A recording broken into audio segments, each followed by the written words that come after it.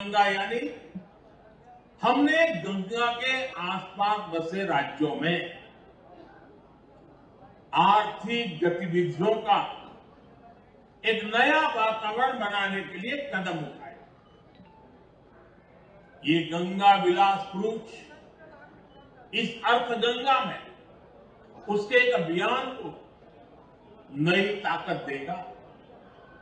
उत्तर प्रदेश, बिहार, असम, पश्चिम बंगाल और बांग्लादेश की यात्रा के दौरान ये क्रूज हर तरह की सुविधा मुहैया कराए।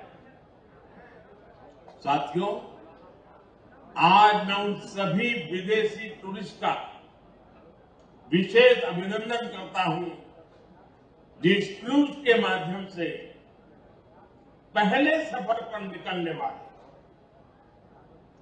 आप सभी एक प्राचीन शहर से एक आधुनिक क्रूज से सफर करने जा रहे हैं। मैं अपने विदेशी टूरिस्ट साथियों से विशेष तौर पर कहूंगा कि India has everything that you can imagine. It also has a lot beyond your imagination. India cannot be defined in words. India can only be experienced from the heart. Because India has always opened her heart for everyone, irrespective of region or religion, creed or country. We welcome all our tourist friends from different parts of the world. साथियों, एक cruise यात्रा एक साथ अनेक नए अनुभव लेकर आने वाली। ये जो लोग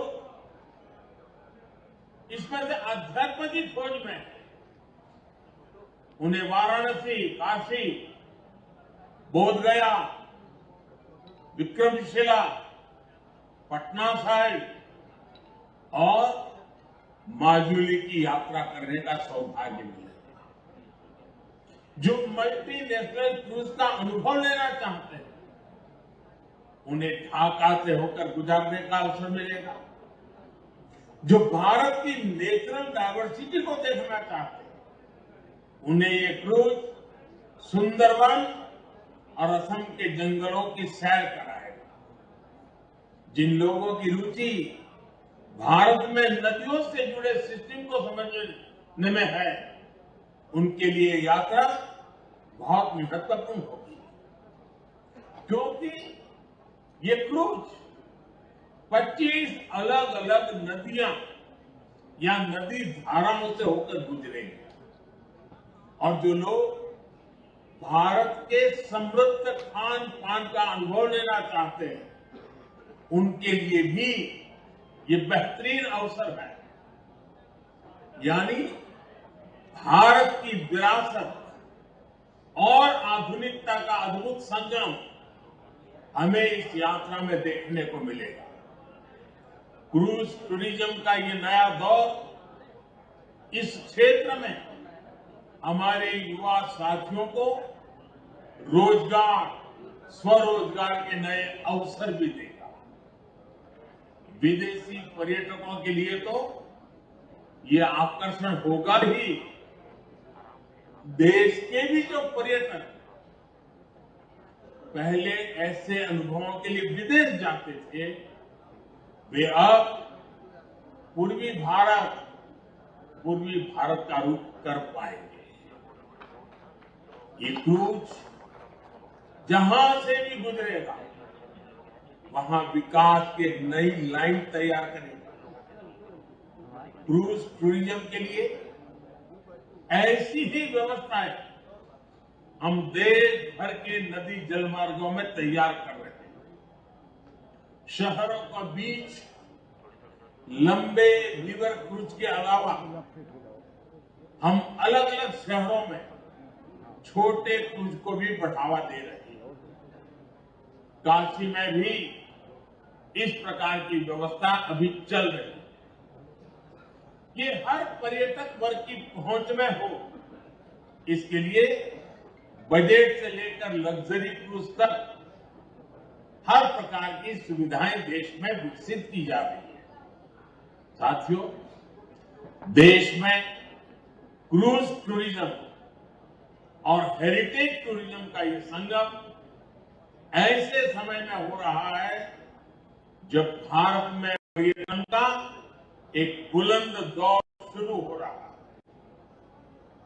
भारत की वैश्विक भूमिका जैसे जैसे बढ़ रही है, वैसे वैसे भारत को देखने, भारत को जानने और भारत को समझने की उत्सुकता भी बढ़ रही है। इसलिए बीते 8 वर्षों हमने भारत में टूरिज्म सेक्टर के विस्तार पर विशेष बल दिया है। हमने अपने आस्था के स्थानों, तीर्थों, ऐतिहासिक स्थलों के विकास को भी प्राथमिकता बनाया है। काशी नगरी तो हमारे इन प्रयासों की साक्षात साक्षी बनी है। आज मेरी काशी की सड़कें चौड़ी हो रही हैं, गंगा जी के घाट स्वच्छ हो रहे हैं। काशी विश्वनाथ धाम का पुनर्निर्माण होने के बाद जिस प्रकार श्रद्धालुओं और पर्यटकों में उत्साह देखा जा रहा है, वो भी अभूतपूर्व है। बीते वर्ष जितने श्रद्धालु काशी आए, उससे हमारे नाविकों, रेहड़ी ठेले, रिक्शा वालों, दुकानदारों, होटल, गेस्ट हाउस चलाने वालों, सभी को लाभ हुआ। अब गंगा पार के क्षेत्र में इन नई टेंट सिटी काशी आने वाले श्रद्धालुओं को, पर्यटकों को एक नया अनुभव देगी। इस टेंट सिटी में आधुनिकता भी है, अध्यात्म भी और आस्था भी है। राग से लेकर स्वाद तक बनारस का हर रस, हर रंग इस टेंट सिटी में देखने को मिलेगा। साथियों, आज का ये आयोजन 2014 के बाद से देश में जो नीतियां बनी, जो निर्णय हुए, जो दिशा तय हुई, उसका प्रतिबिंब है। 21वीं सदी का ये दशक भारत में इंफ्रास्ट्रक्चर के कायाकल्प का दशक है। इस दशक में भारत के लोग आधुनिक इंफ्रास्ट्रक्चर की जो तस्वीर देखना जा रहे हैं, जिसकी कल्पना तक किसी जमाने में मुश्किल थी, चाहे घर, टॉयलेट, बिजली, पानी, कुकिंग गैस, शिक्षण संस्थान और अस्पताल जैसा सामाजिक इंफ्रास्ट्रक्चर हो, डिजिटल इंफ्रास्ट्रक्चर हो, या फिर रेलवे, हाईवे, एयरवे और वाटरवे जैसा फिजिकल कनेक्टिविटी, इनसे जुड़ा हुआ इंफ्रास्ट्रक्चर। ये आज भारत के तेज विकास में विकसित भारत के निर्माण का सबसे मजबूत स्तंभ है। सबसे चौड़े हाईवे, सबसे आधुनिक एयरपोर्ट, आधुनिक रेलवे स्टेशन, सबसे ऊंचे और लंबे पुल, सबसे ऊंचाई पर बनने वाली लंबी टनल से नए भारत के विकास का प्रतिबिंब हम सब अनुभव करते हैं। इसमें भी नदी जलमार्ग भारत का नया सामर्थ्य बन रहे हैं। साथियों, आज गंगा विलास क्रूज की शुरुआत होना भी एक साधारण घटना नहीं है।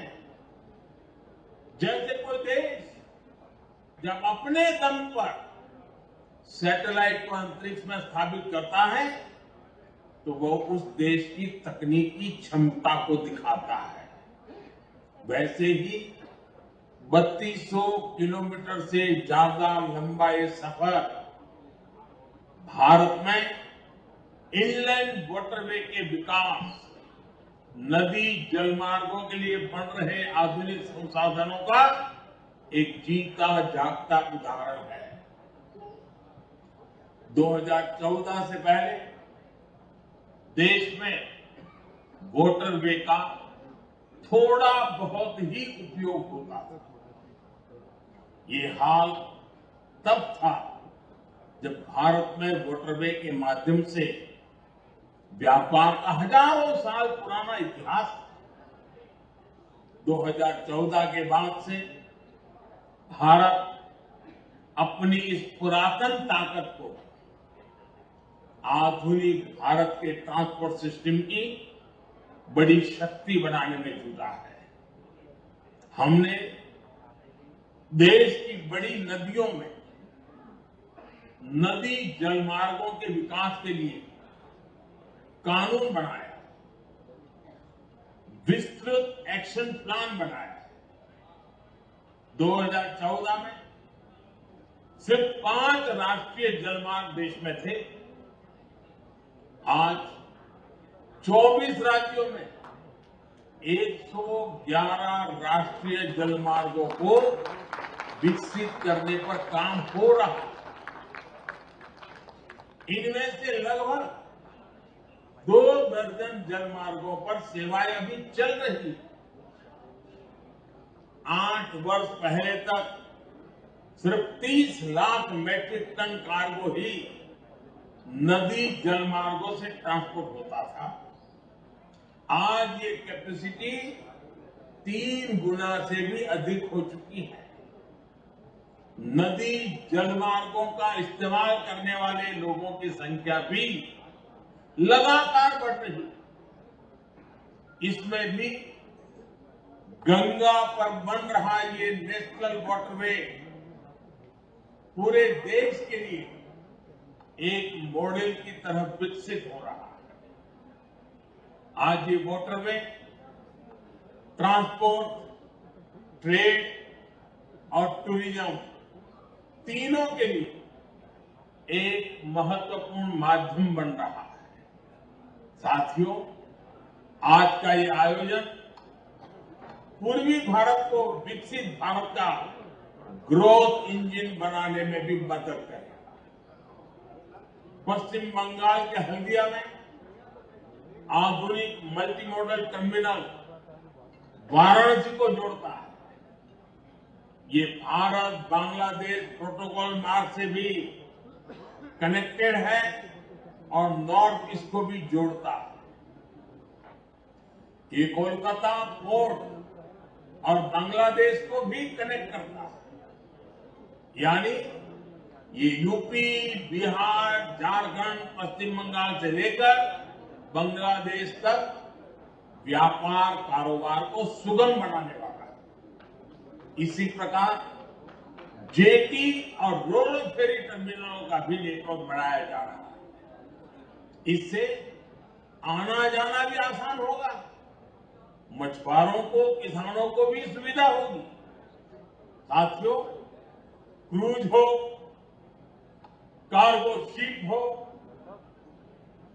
एक ट्रांसपोर्ट और टूरिज्म को तो बल देते ही है, इनकी सर्विस से जुड़ी पूरी इंडस्ट्री भी नए अवसरों का निर्माण करती है। इसके लिए जो स्टाफ चाहिए, जो स्किल्ड लोग चाहिए, उसके लिए भी ट्रेनिंग का प्रबंध आवश्यक है।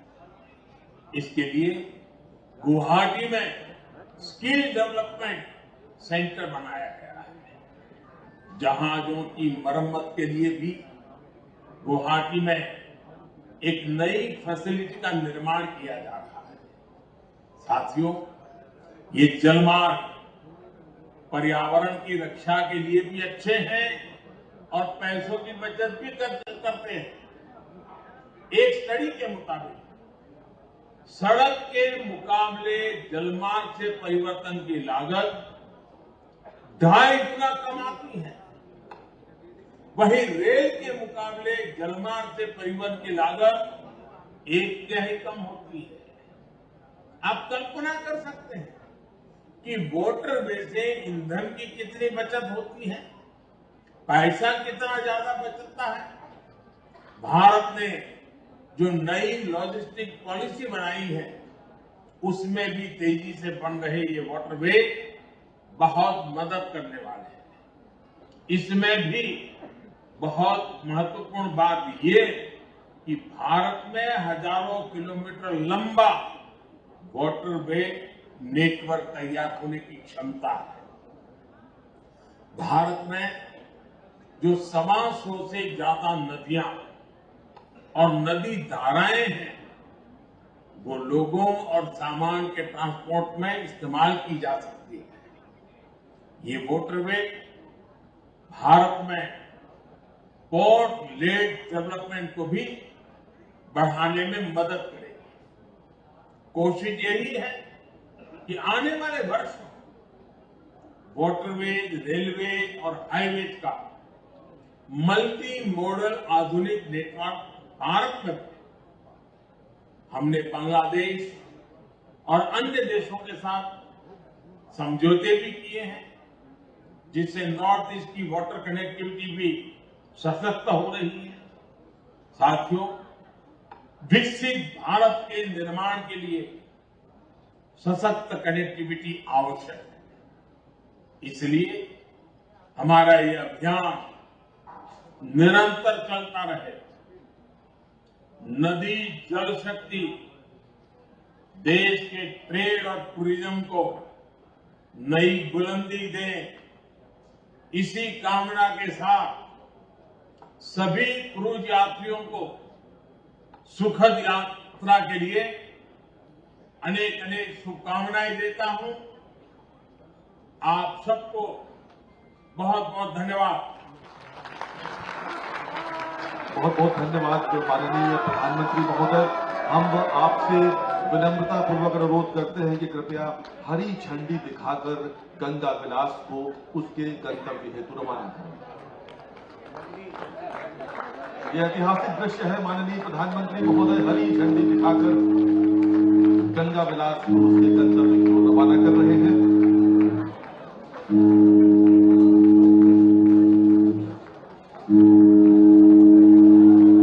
आप सबकी तालियां बहुत हल्की है काशीवासियों।